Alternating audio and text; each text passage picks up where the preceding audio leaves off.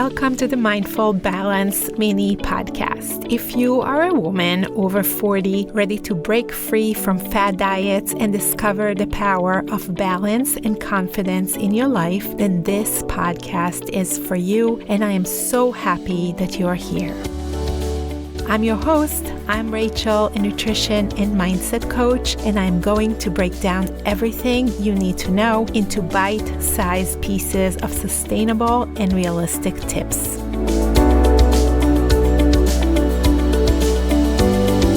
I want to invite you to join me as we explore practical strategies to stop overeating, nourish your body, and use the potential of your amazing brain to achieve your goals. If you haven't already, make sure to hit that subscribe button so you never miss an episode filled with insights on nutrition, mindset, and building healthy habits.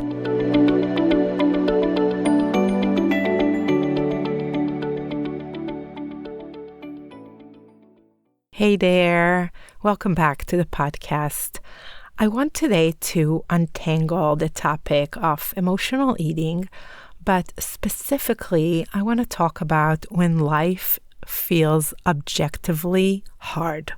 I'm talking about things like navigating maybe life transitions or change in relationship, maybe if you experience loss or work-related challenges, grief, etc. And I want to help you understand why during turbulent times like this, it feels almost like our hands somehow unconsciously go into the cookie jar, or why a pint of ice cream suddenly can feel like it is the best solution to all our problems.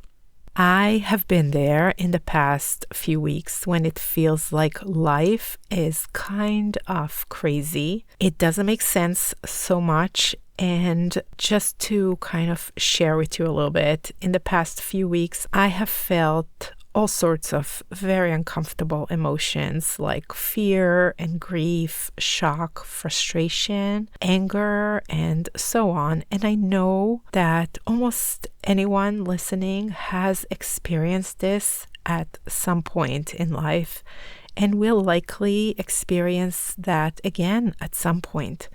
So I really wanted to take the time and talk about emotional eating during challenging times. This is what we're talking about today. Okay, let's get to it. Negative emotions are part of the human experience. And we have to start from a place of acceptance that life will throw some tough balls at us. It's going to happen. But at the same time, you can 100% find pathways to a healthier relationship with food and with yourself, even during times like that. In order to explain and kind of work through this part, I want to start by talking about babies for a second, and I promise to make it all make sense. When babies are just born, they cry at night. They cry for feeding. They cry in evolutionary call for nourishment. It's their way of communicating a very basic need. In response to the baby crying, a parent will offer milk, which calms the baby and feels that need for food. Over time, the baby learns this pattern. When I cry, I receive comfort in the form of milk. This is normal, and this is how we are wired to survive. However, after a few months, let's say the baby is 6 months old, an interesting shift occurs. And this is really interesting. The baby might sometimes cry not out of hunger, but maybe just because it feels lonely, or it feels some kind of discomfort, or simply because the baby wants that familiar warmth that comes with feeding. Yet the conditioned response remains the same. The baby cries, we offer milk. The initial reaction of feeding the baby to satisfy that hunger slowly becomes, let's call it, a blanket solution to a variety of emotional needs. So we are that baby, okay? Our primitive form identified food as a direct solution to a real need, which is hunger.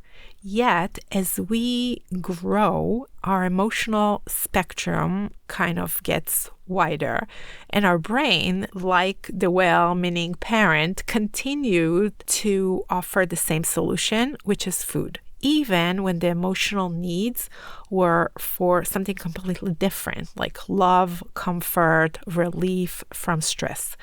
It becomes a conditioned response, a pattern that we're just following, even when it is no longer in service of our best interest. So far, I think nothing that I've mentioned is something that you haven't heard before, I assume. So let's talk about the human brain for a few minutes, just to kind of put it into context. But just a quick word on terminology. When we discuss the human brain, there are two major parts that we need to understand, because I am going to refer to them as we continue on. I refer to the two parts as the higher brain and the lower brain. It isn't super important how you refer to it, as long as you understand that there are two parts, and there are two parts of being a human being. If you are, for example, a spiritual woman, you may choose to call the two parts something different, maybe flesh versus spirit. Others often call it the toddler brain versus the adult brain, or the lizard brain versus the neocortex. Whichever distinction resonates with you, this isn't about labeling one part of our brain as good and the other one as bad, but instead understanding that there are different roles to different parts of our brain and how we balance between the two parts. The higher brain is basically our CEO. This is where our dreams, aspiration, our rational decisions all exist. This is also where complex thinking, planning, reflection, all that higher thinking, this is where it's happening in our higher brain. On the other hand, the lower brain is referring to our instinctual, primitive side of our brain. It's this ancient, reactive, and a part of our brain that is driven by basic survival instinct. It's impulsive, and it really only cares about keeping you alive. Generally, our brains operate on a primal level, when their primary objective is to seek pleasure and avoid pain. It's this survival mechanism. When our ancestors felt stress, their brains prompted them to eat, because in the wild, stress often meant danger. Eating was a way to prepare for whatever danger was coming their way. Now, you might think, we aren't running from tigers anymore, and you're absolutely right. Yet our brains still carry forward these ancient instincts. Every time we feel an emotional distress, a part of our brain remembers that ancient call, which is seek comfort, find food. So I want you to remember that the most basic tendency of our brain is to always seek pleasure and avoiding pain. When we find ourselves at the crossroads of emotions and eating, it's important to understand that this intersection is not a new development in the human experience. Again, our ancestors relied on their ability to respond to hunger cues with urgency. This necessity for survival in a world where food was scarce and the environment was unpredictable. And I want you to understand this because there is a strong connection between a discomfort and uncomfortable emotions and our tendency to turn to food. But there is another piece to that isn't really evolution related, and that is society, and we need to talk about that as well. From the moment we're born, and I think most of us know that, we are very fortunate to live in a culture where food is more than just a substance. It's linked to celebrations and consolation and companionship. Think about family gatherings, for example, and how often they center around meals. And that is definitely something that fills more than just our stomachs. And that's okay. That is just part of being part of a tribe. If we take a step back for a second, if you lived in a cave, getting food meant that someone had to hunt or gather it. Each bite was something that was really precious, and the effort to obtain it was seriously challenging. When food was available, our ancient cells were hardwired to consume as much as possible to store energy for when lean times like winter come ahead. Now, fast forward to today, and we see how this ancient wiring plays out in a world where food is not only abundant, but also hyper palatable and often all around us. When you understand that, can we truly blame ourselves for responding to this evolutionary echo? There's really nothing to be judgmental about. It is what it is. And we just need to be honest with the way that our environment affects our eating habits, and even more so in times of challenge. So now back to emotional eating. In times of uncomfortable emotions or circumstances, which is what we experience when certain parts of life feels complicated or straight out hard. There's an approach to the journey of healing emotional eating, which is the belief that to free ourselves from this pattern, we must solve every emotional piece of our lives. If you ever tried, for example, therapy or traditional therapy in order to solve emotional eating, there is really that underlying belief that we have to solve all the problems and all the circumstances in order to change the way we respond to food when we experience those uncomfortable emotions. If this is something that you can relate to, this is what I want you to hear. And it may not be a popular opinion, I know that, but breaking the cycle of emotional eating doesn't require this archaeological dig through every past pain and every past trauma. And I'll explain why. Every time we experience an urge to eat in response to stress or sadness or any other range of negative emotions, we are basically standing at a fork in the road. One path, and I want you to kind of like visualize it with me. One path is the automatic reaction to follow the urge. So one path is I feel this uncomfortable emotion. I am going to respond by eating because I have this urge to eat. The other path is the recognition that while the urge is very real, it as real as actually feeling it physically in our senses. The choice, though, to follow it is still ours. You can separate, and this is what I really, really want you to understand and hopefully believe. You can separate the feeling from the action. An emotional wave, no matter how big it feels, doesn't and cannot make you drown in food. This is where the habit of responding a certain way to discomfort is so powerful.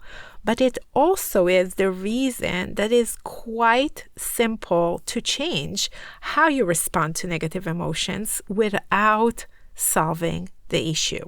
Let me say it again, maybe in different words. There is a habit that you are probably experiencing right now of responding a certain way to negative emotion or negative thought. And that habitual response is so powerful that it almost really feels like we have no choice here.